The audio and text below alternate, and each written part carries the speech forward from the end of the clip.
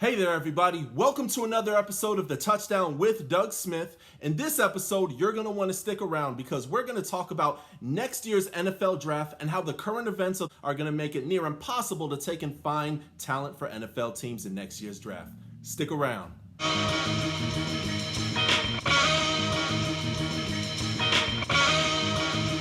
All right, folks, so really quickly before we start this episode is brought to you by moneyline-media.com. You can go in there and check out my videos and hundreds of other videos by other comedians, up-and-coming talent. Check them out. They got my videos and a lot of other good stuff on there. Definitely check them out. The link is going to be down below in the description. Now, folks, before we continue on with this episode, there's a lot going on in the world. Holy cow, this has been a crazy week. Will and Jada and their crazy marriage. We have the Washington Redskins potentially be the Washington Red Tails, which I love that name, by the way, and so much more. A lot going on. Now, I've said this a couple videos ago, is that this has been the most entertaining NFL season that I have ever seen. Cam Newton to the Patriots.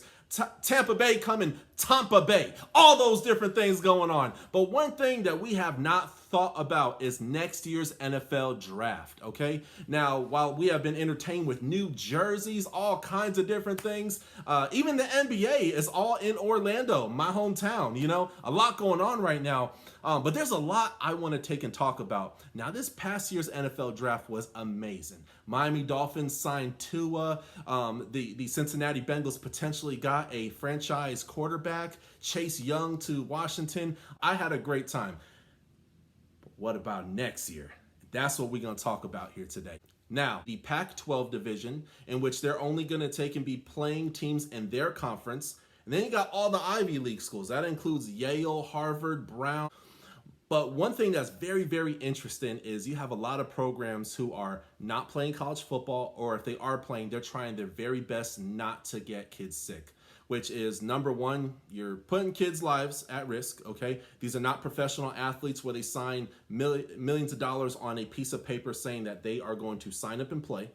But these are kids. These are children. You know what I mean? These are kids who are, some of them are still in their teens playing on national television. Now, they're not professional athletes, you know, but nonetheless, the NCAA has millions, I mean hundreds of millions of dollars in these programs like Alabama, Ohio, Michigan, Cal, you name it, tons of programs throughout the country. But what is going to happen to the fourth-year seniors? Are they going to be fifth-year seniors? Are they going to use redshirt years? I will say this, the up-and-coming draft for next year, not the one we just had, but for 2021, are you going to have players who are going to be sitting out for the 2022 draft? Are we going to take and see a surge of NFL teams who are more willing to keep their seasoned veterans rather than take and sign their draft picks because they're not sure what the heck they got? Are we going to see more teams get stars, whether it be through trying out for teams because they didn't get drafted? Or are we going to see more NFL teams who got the 32nd pick or 29th pick in the draft, but that pick was way better than the first pick of the draft? What are we going to see in next year's draft? That remains the question. Now it's going to be interesting because there needs to be a college football season. And the reason why I say that, not because football and entertainment is more important than people's lives at all whatsoever. At the end of the day, the selfish part of me, I want to take and see football everywhere, every sport, you know, because we need a distraction. People are going crazy. You have folks not wearing their masks. But the logical side, the praying side, you know, that just really God just puts on my heart is like, hey, let's protect people. You know what I mean? Are we going to see college programs lean more towards that side? You know, you got I saw today on the news, the GCU, Grand Canyon University, which is where I graduated from. Shouts out to the Lopes. They quarantined their whole basketball team. You know, there's just a lot of stuff happening. Now, we did take and see with the NFL, and I'm very curious to see if these college football programs are going to take and adopt this. They have these little pieces over their mouths that it's going to take and block the air from hitting the other player. Now, mind you, It's just tackle football. This ain't flag football or two-hand touch. These are grown men, sweaty. Someone cuts and bruises and bleeding are going to be tackling each other. I've heard everything from that to the NFL taking and testing people's families before they even come into the facility. So I'm hoping by the time that NFL takes and starts that the numbers really take and decline and get better.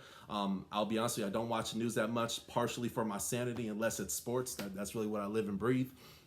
But one thing I do want to take and mention is the 2022 college football season, the season that we really need to be excited for. I'm not talking about next year, but the year after. Well, I'm hoping and praying to God that things are going to be back to normal.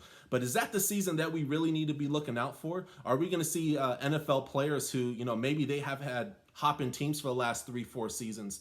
Guys who haven't been able to really be a starter, but really a practice squad guy. Are we going to see more guys like that get chances? Or are we going to take and see another robust, abundant draft with tons of NFL prospects, NFL stars prospects? I'll say it's a past NFL draft. Y'all, I'm predicting at least, 7 Hall of Famers, man. There's a lot of ballers in this draft that we just had, but that being said, it's a celebration to be short-lived for this year, because next year, we may not be seeing that. Now, the moment this fall comes around, that's when the mock drafts come.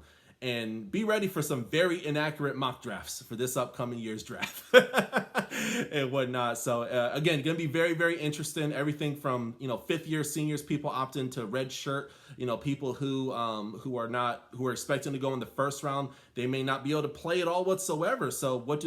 Are they going to try out for a team next year? What kind of thing is the NFL going to add on extra rounds for next year?